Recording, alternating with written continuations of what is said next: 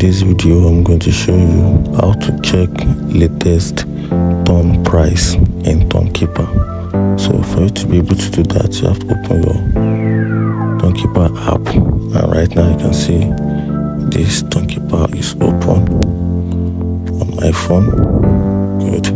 So I'm going to scroll down a little, then tap on the token, or tap on the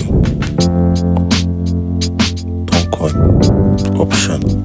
You can see it up here, and that's the same in every other wallet as well. For this, it's the same. This is Toncoin here. So I'm just going to tap on it, Toncoin. Then from here, you can see the price under this cent. You can see the price here, which is the price. So you can get a ton at the rate of $4.91. This is the amount at which you can punch in a single ton coin. So now if you want to get like 20 ton coin, you can simply multiply 20 multiplied by $4.91.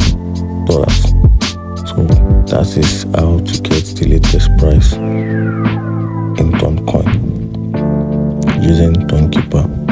If you find the video helpful, like and follow for more. Thank you.